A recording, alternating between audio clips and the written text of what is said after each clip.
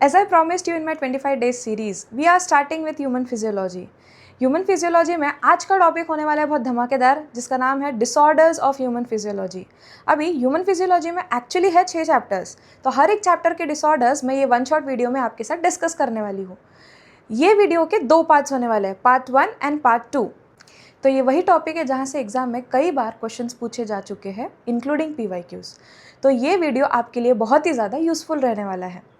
ये वीडियो में हम कवर करेंगे important disorders, concept along with the PYQ।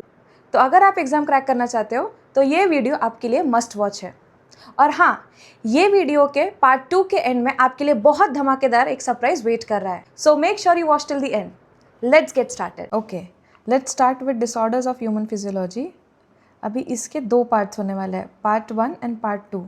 तो पार्ट 1 में मैं 3 चैप्टर्स डिस्कस करने वाली हूँ और पार्ट 2 में मैं 3 चैप्टर्स डिस्कस करने वाली हूँ। टोटल 6 चैप्टर्स के डिसऑर्डर्स एक साथ, और उसके PYQs भी हम लोग सॉल्व करेंगे। So let's start with the very first system, that is respiratory system.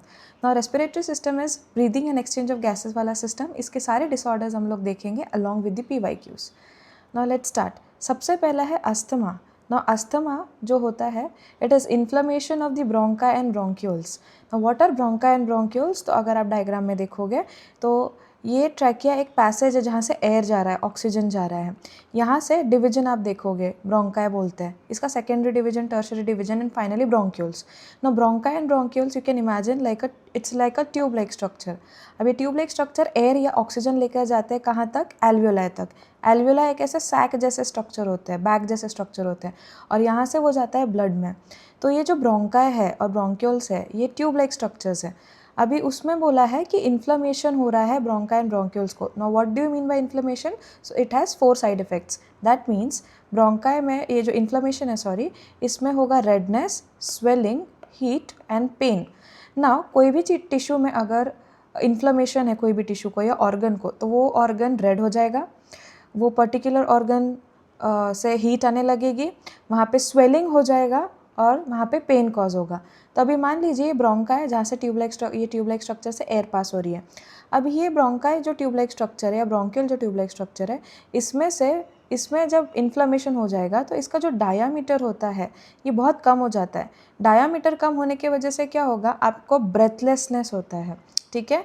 Then it also produces a sound that is known as wheezing sound. एयर पास नहीं हो पा रहा, इसीलिए ये सब होता है। Now, asthma is triggered by allergens. Now, what are allergens? Allergens are substances which cause allergy, such as dust. किसी को dust का एलर्जी है, किसी को pollen grain का एलर्जी है, किसी को cold air का एलर्जी है। And sometimes it is also triggered by emotions. Trauma है, कुछ shock लगा है emotionally, तो उसके वजह से भी asthma attack trigger हो जाता है। ये है पहले डिजीज़ के बारे में। Next disease is hypoxia. अभी आप बोल रहे होंगे कि मैंने यहाँ ऑक्सीजन के सिलेंडर क्यों लगाए हैं? सो ऑक्सीजन के सिलेंडर यानी कि ऑक्सीजन से ही रिलेटेड है ये disease, that is hypoxia.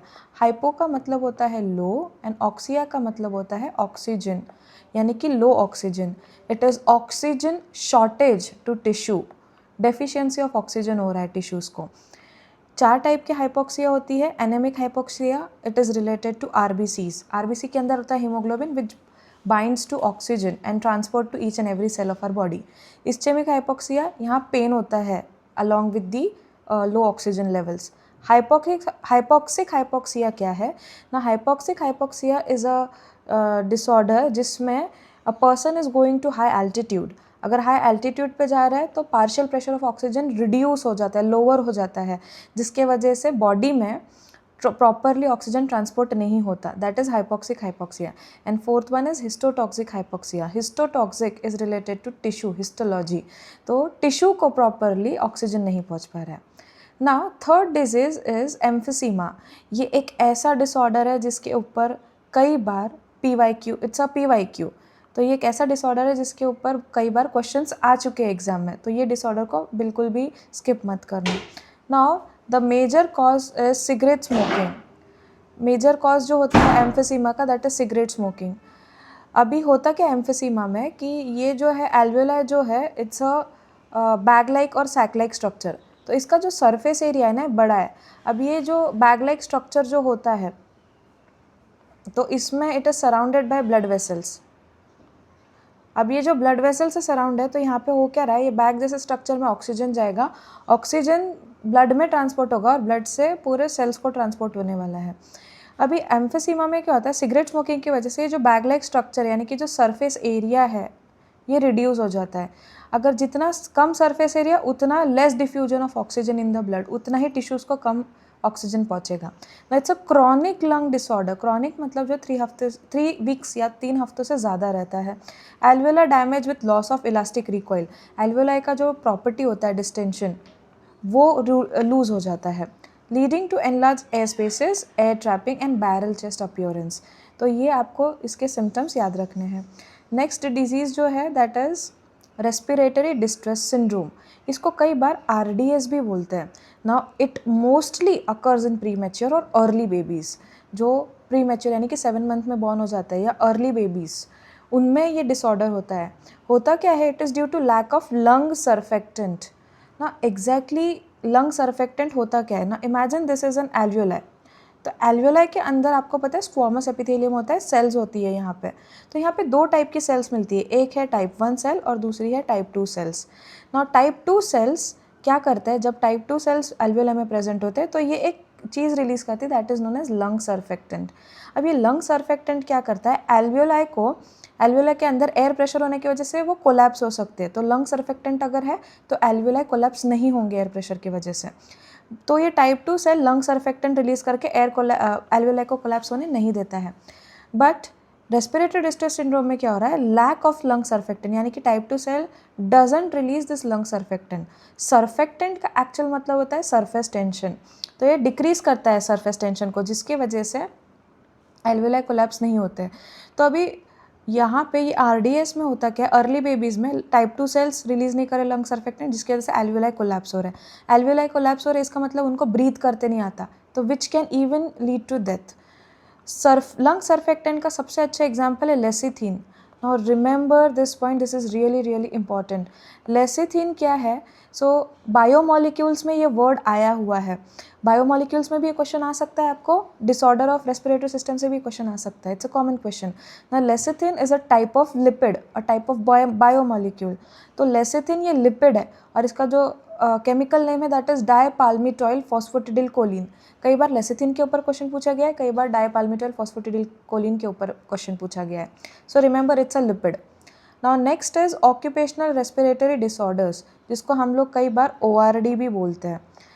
Occupational मतलब ऐसे the person who are working in a company जहाँ पे बहुत ही ज़्यादा डस्ट है, सीमेंट है, ऐसे जगह पे काम कर रहे हैं, तो उसके वजह से डिजीज़ होता है।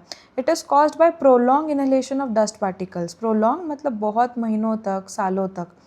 It include silicosis, asbestosis, coal workers, pneumoconiosis. अभी यहाँ पर सबसे पहला है फाइब्रोसिस। फाइब्रोसिस मतलब क्या है, जो एल्वियोलाई का वॉल है ना, ये फाइब्रस टिश्यू हो जाता है, इसमें ग्रोथ हो जाती है फाइब्रस टिश्यू की। फाइब्रस टिश्यू की ग्रोथ होने की वजह से ये थोड़ा हार्डन होने लगता है। फाइब्रस टिश्यू ये ग्रो क्यों हो रहा है, because of long exposure to dust. दूसरा है एस्बेस्टोसिस। ना एस्बेस्टोस का एक्चुअल मतलब है सीमेंट। तो अगर कोई इंसान सीमेंट के लेबर है तो वो सीमेंट के अगर इसमें काम कर रहा है तो डेफिनेटली वो सीमेंट डस्ट उड़ के उसके रेस्पिरेटरी सिस्टम में एल्वियोलाई में जाएगा। वहाँ पे थोड़ा बहुत पानी होता है, सेल्स म्यूकस रिलीज करते हैं, ये म्यूकस के साथ रिएक्ट होकर सरफेस हार्डन कर देगा, जिसकी वजह से रिकॉइलिंग नहीं होगा एल्वियोलाई का। Third is anthracosis. Anthracosis is due to coal. जो लोग कोल माइंस में काम करते हैं तो वो माइन्यूट डस्ट पार्टिकल जो हमको दिखता नहीं है वो हमारे रेस्पिरेटरी सिस्टम में जाके डिसऑर्डर क्रिएट करते हैं। Next is silicosis. Now silicosis is cause due to silica. Silica भी बॉडी के अंदर जाके, एल्वियोलाई के अंदर जाके एल्वियोलाई का जो रिकॉइल है उसको कम कर देता है, जिसके वजह से डिफ्यूजन नहीं हो पाता और थोड़ा हार्डन हो जाता है। Next is siderosis. Siderosis is due to iron. Next आप देख रहे हो निमोनिया। निमोनिया में क्या होता है कि it is caused by streptococcus pneumoniae. It's a type of bacteria. कोकस बोला है तो स्फेरिकल शेप बैक्टीरिया रहने वाले हैं। निमोनिया में क्या होता है, इट कॉजेज इन्फ्लेमेशन। इन्फ्लेमेशन मतलब redness, swelling, heat and pain of the alveoli. अभी ये एल्वियोलाई है, इसमें आइडियली एयर भरना चाहिए ताकि डिफ्यूजन हो, बट इसमें अगर एयर के जगह पानी भर जाता है, फ्लूइड भर जाता है, पस भर जाता है, जिसकी वजह से ब्रीदिंग में प्रॉब्लम होगा। This can be due to bacteria, virus और fungus. Now next disease is carbon monoxide poisoning. अब ये जो कार्बन मोनोऑक्साइड पॉइजनिंग है ये एग्जैक्टली है क्या? सो कार्बन मोनोऑक्साइड एक ऐसा गैस है which is released by vehicle. It is odourless and it is colourless, तो हमको दिखता भी नहीं, ना ही इसका स्मेल आता है। बट ये कहाँ से रिलीज़ हो रहा है? ये रिलीज़ हो रहा है व्हीकल से। नाउ कार्बन मोनोऑक्साइड क्या करता है, हीमोग्लोबिन के हीम ग्रुप के साथ जाके बाइंड हो जाता है। आइडियली हीमोग्लोबिन के हीम ग्रुप के साथ जाके ऑक्सीजन बाइंड होना चाहिए था, बट होता क्या है, कार्बन मोनोऑक्साइड बाइंड हो जाता है। अभी हीमोग्लोबिन और कार्बन मोनोऑक्साइड की एफिनिटी काफ़ी स्ट्रॉन्ग है एज़ कम्पेयर टू ऑक्सीजन। इसीलिए कार्बन मोनोऑक्साइड जब हीमोग्लोबिन के हीम पार्ट के साथ बाइंड होता है तो वो ऑक्सीजन को बाइंड होने नहीं देता, जिसकी वजह से प्रॉपरली ऑक्सीजन डिफ्यूज़ नहीं हो रहा है दूसरे सेल्स को। It causes cherry red lips. Next is tuberculosis. Now tuberculosis is a chronic disease, chronic 3 week से ज़्यादा होता है ये। It is caused by mycobacterium tuberculosis, bacteria है। इसके सिम्टम्स है लॉस ऑफ एपेटाइट यानी भूख नहीं लगना, चेस्ट पेन, लेथार्जी यानी कि थकान, weight loss, major health causes है इसके। कफ होगा definitely, and dyspnoea. Dyspnoea means difficulty in breathing. Last is SARS-CoV-2, that is severe acute respiratory syndrome. आप लोगों को याद होगा 2019 के एंड में और 2020 के स्टार्ट में एक पैंडेमिक आया था। पैंडेमिक मतलब डिजीज़ जो all over the globe spread हुआ था। Yes, I am talking about covid. So covid disease is caused by corona virus, but उसका एक्चुअल नाम है SARS-CoV-2। तो ये भी रेस्पिरेटरी डिसऑर्डर से रिलेटेड है, यू नो दैट। ये एयर ड्रॉपलेट से स्प्रेड होता है, इट्स अ वायरल डिजीज़। और इसके जो प्रिवेंशन है ये भी आपको अच्छे तरीके से पता होंगे। आइसोलेट करना पड़ता है, मास्क वेयर करना पड़ता है। इसका जो इंक्यूबेशन पीरियड है वो 7 to 15 डेज़ का हो सकता है। तो ये है पूरा रेस्पिरेटरी सिस्टम से रिलेटेड डिसऑर्डर्स। नाउ हम लोग देखेंगे PYQs। हमने जो भी पढ़ा उसी से रिलेटेड मैं PYQs बताने वाली हूँ जो नीट में आए हैं। सबसे यहाँ पे मैंने 2 PYQs दिए हैं। सबसे पहला है नीट 2018 में आया हुआ। अभी मैं PYQs जो डिस्कस करने वाली हूँ वो लास्ट 10 ईयर्स के डिस्कस करने वाली हूँ। मोस्टली आई प्रेफर 2020 से लेके 2025 तक के PYQs, बट थोड़े पुराने भी हो सकते हैं, तो आप देख सकते हो। तो नीट 2018 में PYQ आया। Let us solve this. Which of the following is an occupational respiratory disorder, यानी कि ORD कौन सा है? हमने देखा था ORD में आता है एस्बेस्टोसिस, सिलिकोसिस, एंथ्राकोसिस, ये सारे वर्ड्स। तो इसमें botulism it is caused by bacteria, anthracis it is usually a cattle disease but कभी ह्यूमंस को भी हो सकता है, emphysema is due to cigarette smoking. तो बचा क्या? Silicosis, it is caused due to silica. Next है नीट 2023 में आने वाला ये MCQ। MCQ नहीं, actually it's assertion and reason. यहाँ पे असर्शन एंड रीज़न को सॉल्व करने की कुछ ट्रिक्स होती है, ठीक है। तो सबसे पहले हमको जानना है असर्शन ट्रू है और रीज़न ट्रू है। यहाँ पर अगर असर्शन ट्रू है, रीज़न ट्रू है, तो सबसे दिक्कत ये आता है कि whether reason is the correct explanation of assertion और नॉट। तो इसका ट्रिक ये वाले क्वेश्चन में, स्पेसिफिकली सिर्फ ये वाले क्वेश्चन में मैं बता रही हूँ, ट्रिक इसका अलग है। जानना है तो मैं आगे की वीडियोज़ में बताऊँगी। असर्शन पढ़ते हैं पहले। A person goes to high altitude and experience altitude sickness. मैंने बताया था हाई एल्टीट्यूड पे क्या होता है, पार्शियल प्रेशर ऑफ ऑक्सीजन कम होता है, with symptoms like breathing difficulty and heart palpitation, heart rate बढ़ने लगता है। This is true. Reason due to low atmospheric pressure. अभी मैंने बताया हाई एल्टीट्यूड पे क्या होता है, लो एटमॉस्फेरिक प्रेशर होता है। The body does not get sufficient oxygen, again the statement is true. अब प्रॉब्लम है कि ये whether reason is the correct explanation of assertion और नॉट। तो हम क्या करेंगे, कुछ नहीं, असर्शन पढ़ेंगे, इसके बाद बिकॉज लगाएंगे और रीज़न पढ़ेंगे।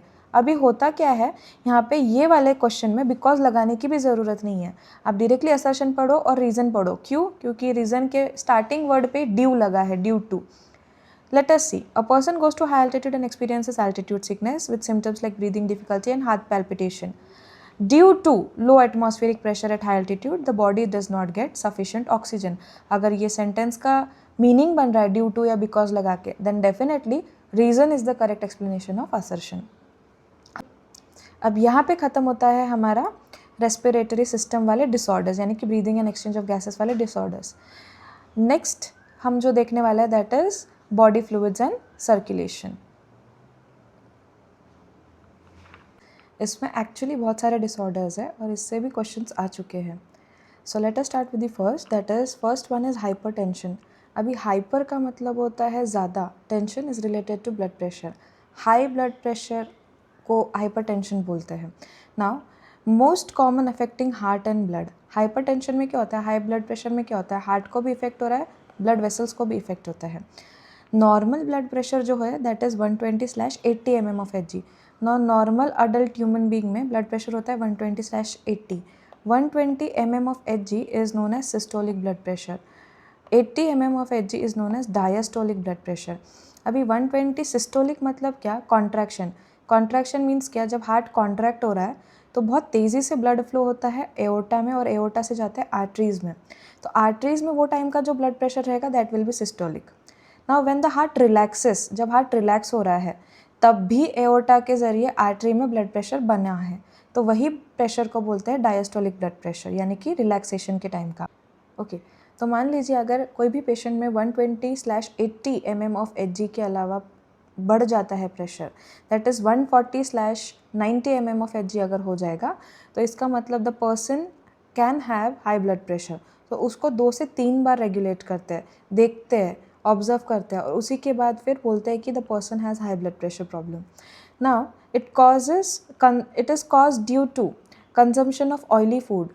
अगर डाइट में बहुत ही ज़्यादा ऑयल खा रहे हो, लिपिड खा रहे हो, कोलेस्ट्रॉल खा रहे हो, तो डेफिनेटली ये आर्टरी को ब्लॉक करके ब्लड प्रेशर बढ़ाएगा। दूसरा है tobacco smoking, it increases heart rate को भी बढ़ा रहा है, ऑल्सो ब्लड प्रेशर भी बढ़ रहा है।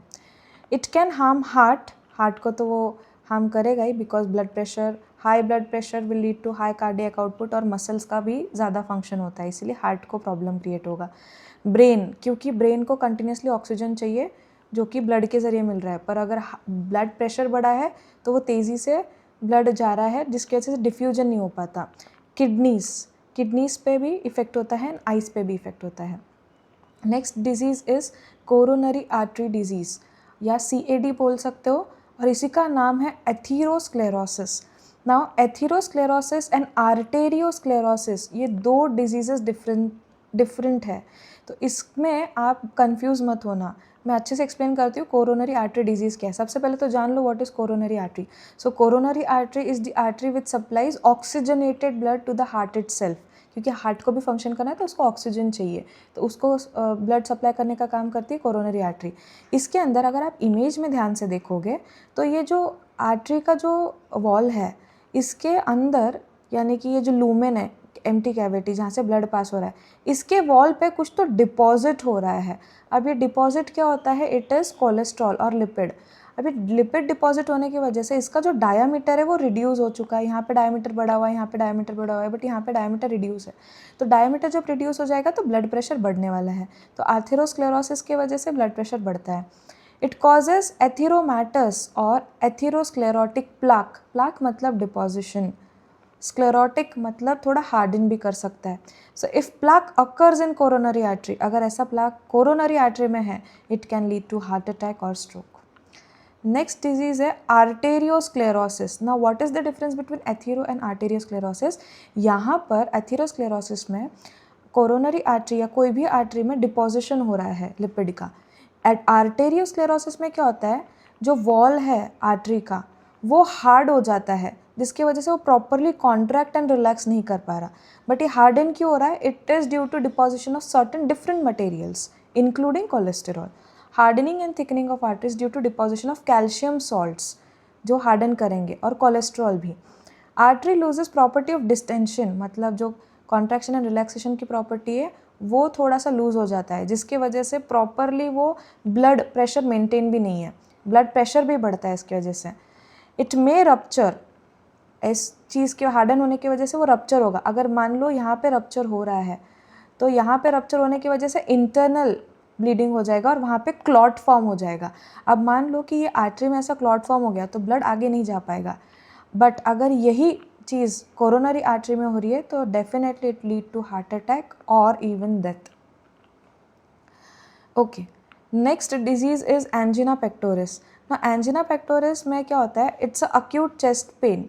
अक्यूट मतलब थोड़ी देर के लिए रहेगा, बट ये चेस्ट में क्यों पेन हो रहा है, बिकॉज ऑक्सीजन नहीं पहुंच पा रहा है हार्ट के मसल्स को, इसीलिए वो चेस्ट पेन हो रहा है। यहाँ पे आप देख सकते हो एक आर्टरी ड्रॉ की है और इसका डिपोजिशन दिखा रहा है, मतलब डायमीटर छोटा है। डायमीटर छोटा है तो ब्लड अच्छे से पास नहीं हो रहा, ब्लड अच्छे से पास नहीं हो रहा है तो ऑक्सीजन का डेफिशिएंसी हो जाएगी हार्ट मसल को। नाउ इसका कॉज जो है that is sclerosis of coronary artery. Sclerosis मतलब abnormal hardening. Now pain start in centre of chest and spread down left arm. Chest के सेंटर से शुरू होकर लेफ्ट आर्म तक जाता है। It is associated with restlessness. जब पेन होगा चेस्ट में तो रेस्टलेसनेस फील होता है, एंग्जाइटी, डर जाता है इंसान कि भाई हो क्या रहा है। पेल स्किन, क्योंकि ऑक्सीजन नहीं पहुंच रहा है ना ढंग से हार्ट को, और हार्ट को ऑक्सीजन नहीं पहुंच रहा है तो हार्ट बीट अच्छे से नहीं करेगा। हार्ट बीट अच्छे से नहीं हो रहा है तो डेफिनेटली हार्ट अच्छे से पंप नहीं करेगा ब्लड स्किन की तरफ, इसकी वजह से पेल स्किन। प्रोफ्यूज स्वेटिंग, घबराहट होने लगती है, इवन वॉमिटिंग, नौशिया फील हो सकता है। Next is heart failure. Heart failure को कंजस्टिव हार्ट फेलियर भी बोलते हैं। Now heart fails to pump blood, not enough cardiac output. Cardiac output जितना हमारा हार्ट 1 मिनट के अंदर ब्लड पंप कर रहा है उतना नहीं कर पाता है। It fails to pump blood. It is not same as cardiac arrest और हार्ट अटैक। कार्डियक अरेस्ट अलग है, हार्ट अटैक अलग है, हार्ट फेलियर अलग है। ठीक है, अभी देखेंगे कार्डियक अरेस्ट और हार्ट अटैक में क्या डिफरेंस है। नाउ कार्डियक अरेस्ट जो होता है it's a electrical problem, that means it is related to conduction, और heart attack is related to circulatory problem, that means it can be due to arteriosclerosis or atherosclerosis. Now what do you mean by cardiac arrest? Cardiac arrest, complete stoppage of heart. Heart चल रहा है, contraction relaxation, और अचानक से बंद हो गया पूरे हार्ट के muscles, then it is cardiac arrest. सबसे मेन ये सडन है, अचानक होता है, complete loss of cardiac function, पूरे तरीके से कार्डियक फंक्शन लूज हो जाता है। हार्ट अटैक में क्या होता है देखो, heart attack is also known as myocardial infection. ये वर्ड पे PYQ बना हुआ है तो इसको ध्यान से देखना। नाउ सडन इवेंट, ये भी सडन है, कार्डियक अरेस्ट भी सडन था। फ़र्क क्या है, कार्डियक अरेस्ट में पूरा हार्ट के मसल एक साथ स्टॉप हो रहा है, हार्ट अटैक में portion of heart muscle stops working as it no longer receive blood. तो हार्ट के मसल का एक छोटा पोर्शन बंद पड़ रहा है, क्यों? क्योंकि उसको ऑक्सीजन नहीं मिल रहा, ब्लड नहीं मिल पा रहा है इसीलिए। तो हार्ट अटैक में स्टेजेस होती है। People can survive 1 or 2 heart attack, but people can not survive cardiac arrest. Cardiac arrest leads to death. Now heart attack is due to blockage in coronary artery. अगर blockage है, coronary artery में blockage है, clot है, तो ये clot को हम लोग डिज़ोल्व कर सकते हैं। डिज़ोल्व कर सकते हैं मतलब कुछ मेडिकेशन देके। For example streptokinase. स्ट्रेप्टोकाइनेस एक ऐसा मेडिकेशन है जो क्लॉट को डिज़ोल्व करता है। ये डिज़ोल्व अगर हो गया, मान लो एक क्लॉट है, यहाँ पे मैंने स्ट्रेप्टोकाइनेस डाला तो यहाँ पे वो क्लियर हो जाएगा, जिसकी वजह से ब्लड फ्लो और अच्छे से और नॉर्मली होने लगेगा। नाउ साइंस क्या है हार्ट अटैक के, तो ये है चेस्ट पेन, डिस्कम्फर्ट इन अपर बॉडी में, आर्म्स में, बैक में, नेक, जॉ, स्टमक में भी इनफैक्ट। शॉर्टनेस ऑफ ब्रीथ, थोड़ा एसिडिटी जैसे सिम्टम्स होती है, बट चेस्ट पेन और ये बहुत ही ज़्यादा वल्नरेबल हो जाता है चेस्ट पेन की वजह से। देन एसिडिटी जैसे, नौशिया जैसे फीलिंग आती है और घबराहट होने लगती है। कोल्ड स्वेट होता है, नौशिया और वॉमिटिंग एंड लाइट हेडेडनेस। अब इसी से रिलेटेड एक PYQ सॉल्व करते हैं जो कि आया था 2012 में। A patient brought to a hospital with myocardial infection. Myocardial infection मतलब हार्ट अटैक के बारे में ये लोग बात कर रहे हैं। अभी हमने देखा हार्ट अटैक के बारे में। It is normally immediately given, तुरंत इसको क्या दिया जाएगा। अगर पेशेंट अलाइव है, सर्वाइव कर रहा है हार्ट अटैक, तो वो पेशेंट को तुरंत इमीडिएटली क्या देना चाहिए। आंसर आपके सामने, अभी हमने पढ़ा स्ट्रेप्टोकाइनेस। एक्चुअली ये ऑप्शन भी आप नलीफाई कर सकते हो। Penicillin it's a antibiotic. Statins क्या करती है, ये लिपिड्स जो होते हैं, यानी कि जो बैड कोलेस्ट्रॉल है, इसको कम करते हैं। और साइक्लोस्पोरिन इम्यूनोसप्रेसेंट होते हैं, ऑर्गन ट्रांसप्लांटेशन के टाइम पे काम आते हैं। तो ये तीनों ऑप्शन तो कट हो गए। जो क्लॉट को बर्स्ट करता है, यानी कि क्लॉट बस्टर जैसे मैंने बताया था, सो इट्स स्ट्रेप्टोकाइनेस। और यहाँ कंप्लीट हो रहा है बॉडी फ्लूइड सर्कुलेशन के डिसऑर्डर्स। नेक्स्ट एक्सक्रीशन की जो डिसऑर्डर्स है, late us start with that. First one is renal कैल्कुलाई। Renal कैल्कुलाई है, इसको रीनल स्टोन भी बोलते हैं, इसको किडनी स्टोन्स भी बोलते हैं, जो कि बहुत ज़्यादा कॉमन है। अब यहाँ पर अगर आप डायग्राम में देखोगे तो यहाँ पर आपको ये जो किडनी का लॉन्जिट्यूडिनल सेक्शन है, मैं आपको पहले ही बता देती हूँ, ये जो बाहर का पार्ट है, बॉर्डर वाला जो पार्ट होता है, इसको बोलते हैं कॉर्टेक्स। और बीच में जो पिरामिड बने हैं सेंटर में, इसको बोलते हैं मेड्यूला। तो मेड्यूला से रिलेटेड ही एक जगह है, मेड्यूला के अंदर ही एक जगह है, दैट इज़ पेल्विस करके। तो ये पेल्विस के अंदर कई बार ये स्टोन क्रिएट हो जाते हैं। स्टोन्स क्रिएट हो रहे हैं क्यों? Because of deposition of certain substances. So oxalate crystals develop in kidneys. What are oxalate crystals? So oxalate crystals are salts of oxalic acid. दूसरा, this stones causes colic pain. Colic pain means severe abdominal pain. Abdomen में बहुत तेज़ी से दर्द होना चालू हो जाएगा. The cause of this disease is dehydration. अगर कोई भी इंसान 3 to 4 लीटर से कम पानी पीता है तो डिहाइड्रेशन होने के चांसेस हाई होते हैं. और dehydration, not enough water in the body, it can lead to formation of kidney stones. Excess uric acid formation, बहुत ही ज़्यादा यूरिक एसिड डेवलप हो रहा है ना. Uric acid is a waste material. Metabolic process के ज़रिए यूरिक एसिड प्रोड्यूस होता है बॉडी के अंदर और ब्लड में प्रेजेंट होता है. तो ब्लड में ये यूरिक एसिड का फॉर्मेशन ज़्यादा है तो किडनी में फिल्टरेशन के टाइम पे प्रॉब्लम आता है, which leads to development of kidney stones. Now next is excess milk intake. Metabolic imbalance, metabolic chemical reaction wise imbalance हो रहा है. इन्फेक्शन है किसी चीज़ का या hormonal disturbances. Next disease is glomerulonephritis. अब यहाँ पे मैंने इटिस को अलग कलर में लिखा है. इटिस मतलब मैंने बताया पहले भी, इन्फ्लेमेशन. इन्फ्लेमेशन मतलब रेडनेस, स्वेलिंग, हीट और पेन, ये उसके साइड इफेक्ट्स रहेंगे. इसको कई बार ब्राइट्स डिजीज़ करके भी बोला जाता है. What is glomerulonephritis? वो इन्फ्लेमेशन है ग्लोमेरुलोनेफ्रॉन को. मतलब क्या कि अभी आपको पता है नेफ्रॉन में जो ये ब्लड कैपिलरीज होती है, यहाँ पे जो दिखा रहे हैं नॉर्मल में, so these blood capillaries, the network of this blood capillary is known as glomerulus. so ये जो नेटवर्क है ब्लड कैपिलरीज का, इसके अंदर यानी कि ग्लोमेरुलस के अंदर अगर स्वेलिंग है, हीट हो गया, मतलब स्वेलिंग है, हीट है, पेन है और रेडनेस हो गया, then it is known as glomerulonephritis. Inflammation to glomerulus. तो इसके कॉज है इंजुरी टू किडनी. किडनी को अगर इंजुरी हो गया तो ग्लोमेरुलस को भी स्वेलिंग आ सकती है. Congenital kidney defects. कॉन्जेनाइटल मतलब present since birth. Allergic reaction to toxins of bacteria such as streptococci. अगर बॉडी में स्ट्रेप्टोकोकाई का इन्फेक्शन हो जाता है तो ग्लोमेरुलोनेफ्रिटिस होगा, यानी कि ग्लोमेरुलस जो है वो इन्फ्लेमेशन दिखाएगा, जिसके वजह से कई बार हिमैट्यूरिया हो जाता है. हिमैट्यूरिया मतलब presence of blood in urine. Now next disorder is nephritis, also known as pyelonephritis. तो अगर आप यहाँ नॉर्मल किडनी का ये देख रहे हो, इमेज देख रहे हो, और इन्फ्लेम्ड किडनी का इमेज देखो, तो यहाँ पे क्या होगा कि ये जो इनर मोस्ट पार्ट है, inner most part is known as medulla as I said. तो ये मेड्यूला को इन्फ्लेमेशन हो रहा है. तो inflammation to medullary tissue of kidney and ureter, दोनों को इन्फ्लेमेशन है, then it is known as nephritis simply और also known as pyelonephritis. Now next disease है सिस्टिटिस. सिस्ट मतलब it is related to urinary bladder. ना अगर urinary bladder, ये normal urinary bladder है, ये इन्फ्लेम्ड यूरिनरी ब्लैडर. इन्फ्लेम्ड मतलब redness, swelling, heat, pain यहाँ मिलेगा. तो inflammation of urinary bladder is known as cystitis. इसका मेजर कॉज है bacterial infection. Now it's a type of UTI. UTI मतलब यूरिनरी ट्रैक्ट इन्फेक्शन. अगर यूरेथ्रा के ज़रिए, यूरिनरी ब्लैडर के ज़रिए, यूरेटर के ज़रिए किडनी तक ये इन्फेक्शन पहुँच सकता है. तो ये बैक्टीरिया जो है, bacterial infection, it can cause due to using public washrooms, अगर वहाँ पे कोई बैक्टीरिया प्रेजेंट होगा तो.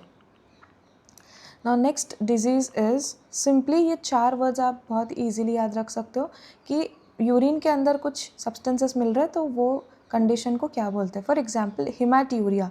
इफ़ यू सी, अगर यूरिन में ब्लड आ रहा है then it is known as haematuria. Urine में ब्लड प्रेजेंट नहीं होता है, यूरिन फिल्टर करता है ब्लड को, वेस्ट मटेरियल बाहर निकालने के लिए, बट अगर यूरिन में ब्लड आ रहा है then it is known as haematuria. दूसरा है albuminuria. Albumin is a type of protein जो कि ब्लड में मिलता है और ये फिल्टर होता है, सिलेक्टिवली रीएब्जॉर्ब होता है, यूरिन में आता नहीं है. नेफ्रॉन इसको यूरिन में नहीं डालता, इसीलिए presence of albumin in urine is known as albuminuria. तीसरा है pyuria. Pyuria means presence of WBCs in urine. Usually cells जो है वो भी यूरिन में नहीं जाते हैं, बट WBCs अगर जा रहे हैं, इट इंडिकेट्स एन इन्फेक्शन और इन्फ्लेमेशन. ज़्यादा अगर WBC पस सेल्स दिख रहे हैं, यूरिन टेस्ट में आप देखते होंगे पस सेल एंड WBC, अगर इसका नंबर ज़्यादा है दैट मीन्स उसको इन्फेक्शन हुआ है. नेक्स्ट है ग्लाइकोस urea. Glucose in urine. Again glucose is selectively reabsorbed in the blood. तो यूरिन में ग्लूकोज कभी नहीं जाता, बट अगर प्रेजेंस ऑफ ग्लूकोज है यूरिन में, so it can show that the person is either diabetic, that is diabetes mellitus. याद रखना, 2 टाइप के डायबिटीज़ होती है, diabetes mellitus and diabetes insipidus. कुछ देर में मैं वो भी डिस्कस करने वाली हूँ।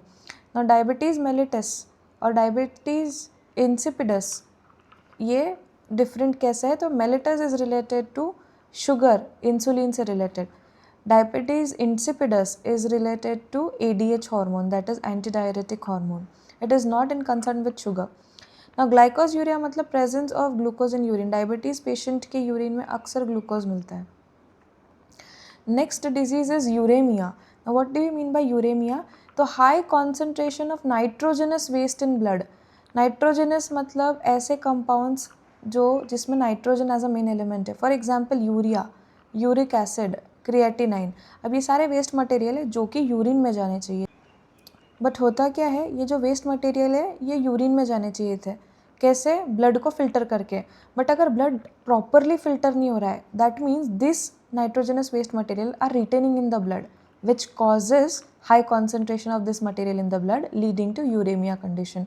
That means the kidney is not functioning properly, क्योंकि किडनी का काम है ब्लड को फिल्टर करके वेस्ट मटेरियल बाहर निकालना. बट ये वेस्ट मटेरियल अगर ब्लड में रिटेन हो रहा है, that means mall functioning of kidney causing uremia. It can lead to kidney failure. Now next is hemodialysis. Hemodialysis के ऊपर क्वेश्चन आ चुके हैं, आ भी सकते हैं.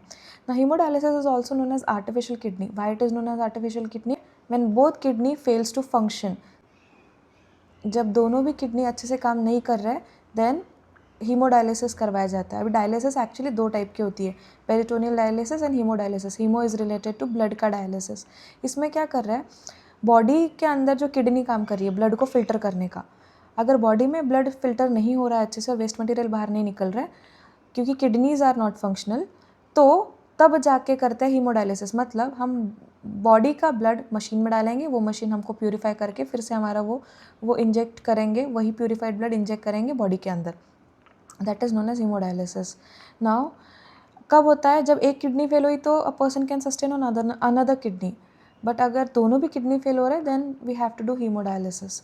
That is useful for uremia patient. अगर आप यहाँ पे एक इंसान को देखोगे विच इज़ अंडरगोइंग डायलिसिस, तो हम क्या कर रहे हैं, इसके बॉडी से ब्लड बाहर निकाल रहे, एक मशीन में डाल रहे, वो मशीन प्यूरिफाई करके दे रहा है blood, and again that blood is injected back into the person. Okay, so इसके कॉन्सेप्ट क्या है, it is simple diffusion. Simple diffusion के बेसिस पे ये रन होता है.